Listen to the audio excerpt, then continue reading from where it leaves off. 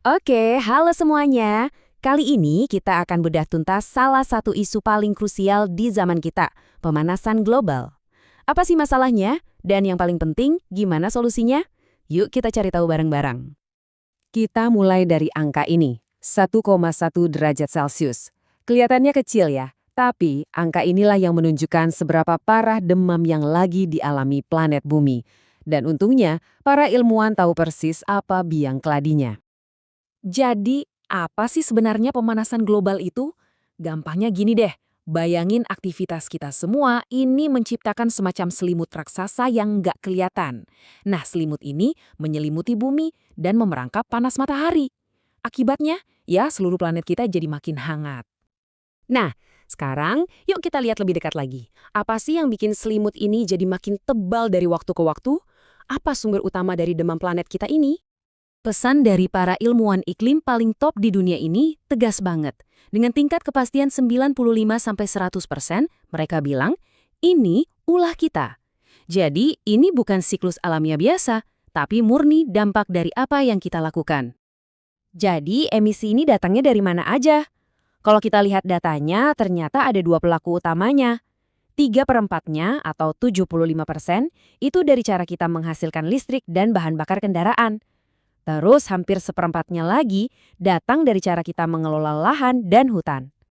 Coba deh bayangin, pembangkit listrik yang menyalakan lampu di rumah kita. Atau jutaan motor dan mobil di jalanan setiap hari. Nah, itulah sumber dari 75% masalahnya. Energi yang jadi andalan kita sehari-hari ternyata jadi kontributor terbesarnya. Lalu ada deforestasi, yang efeknya itu double. Pertama, waktu kita tebang pohon, kita melepaskan semua karbon yang udah tersimpan di dalamnya. Kedua, kita sekaligus menghancurkan kemampuan planet ini buat menyerap karbon dioksida. Angka untuk Indonesia ini, wah, luar biasa. Setara dengan nambahin 100 juta mobil baru di jalanan setiap tahun. Eits, ada lagi, sektor pertanian, gas metana yang dihasilkan dari peternakan, itu jauh lebih kuat dalam memerangkap panas dibanding karbon dioksida loh. Faktanya, industri daging global aja udah menyumbang 14% dari total emisi gas rumah kaca. Gede juga ya. Oke, kita udah tahu penyebabnya. Sekarang pertanyaannya, apa dampaknya? Ini bukan lagi soal prediksi masa depan loh.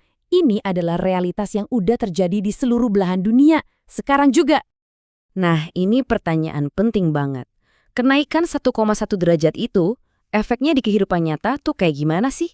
Yuk kita lihat. 3–4 mm per tahun. Mungkin kedengarannya kecil banget ya, tapi coba deh kalikan angka ini selama beberapa dekade. Kenaikan yang kelihatannya sepele ini kalau terjadi terus-terusan justru jadi masalah yang super besar di seluruh dunia. Dan kenaikan permukaan laut itu bukan lagi masalah abstrak. Apalagi buat kota-kota pesisir kayak Jakarta. Ini udah jadi ancaman nyata yang ada di depan mata, membahayakan jutaan nyawa dan infrastruktur yang vital. Atmosfer yang lebih hangat itu ibaratnya mesin yang tenaganya lebih besar. Hasilnya, cuaca jadi jauh lebih ekstrim. Badai jadi lebih ganas, banjir lebih merusak. Di Indonesia aja, kita udah lihat frekuensi kejadian banjir naik sebesar 20%. Dampaknya bukan cuma ke manusia, pemanasan ini mendorong ekosistem kita sampai ke batasnya. Pemandangan terumbu karang yang tadinya berwarna-warni di Raja Ampat, sekarang memutih dan mati. Itu tuh kayak alarm darurat yang paling nyata bahwa keanekaragaman hayati kita lagi dalam bahaya besar. Jadi, poin utamanya adalah semua ini saling berhubungan, kayak efek domino. Krisis lingkungan memicu krisis sosial, misalnya risiko kesehatan dan orang-orang terpaksa mengungsi, yang akhirnya berujung jadi krisis ekonomi. Angka dari WHO dan PBB ini nunjukin betapa mahalnya biaya yang harus kita tanggung. Oke, setelah tadi kita lihat gambaran yang agak suram, sekarang kita masuk ke bagian yang lebih penuh harapan. Situasinya emang serius, tapi bukan berarti kita nggak bisa berbuat apa-apa. Solusinya itu ada, dan semuanya kembali lagi ke pilihan yang kita buat dari sekarang. Nah, untuk ngatasi masalah segede ini, kita harus keroyokan. Butuh aksi di semua level. Mulai dari tindakan kita sebagai individu, kebijakan yang dibuat pemerintah, sampai inovasi dari dunia bisnis dan teknologi. Ketiga pilar ini harus jalan bareng.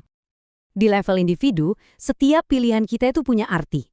menghemat listrik, memilih makanan, bahkan nanam satu pohon di halaman. Hal-hal kecil kayak gini, kalau dilakukan oleh jutaan orang, efeknya jadi kekuatan yang luar biasa. Ini bagian penting dari solusi. Tentu aja, aksi individu nggak akan cukup tanpa perubahan sistemik.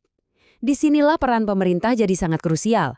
Merekalah yang bisa bikin aturan main untuk mempercepat transisi ke energi bersih, melindungi hutan dan laut kita, dan bekerja sama secara global lewat perjanjian internasional. Dan yang terakhir, kekuatan inovasi. Sektor bisnis dan teknologi itu ibarat mesin yang bisa mengakselerasi perubahan. Mulai dari mobil listrik yang makin banyak kita lihat, pengembangan teknologi penangkap karbon, sampai model ekonomi sirkular yang dirancang untuk tidak menghasilkan limbah sama sekali. Jadi, begitulah gambarannya.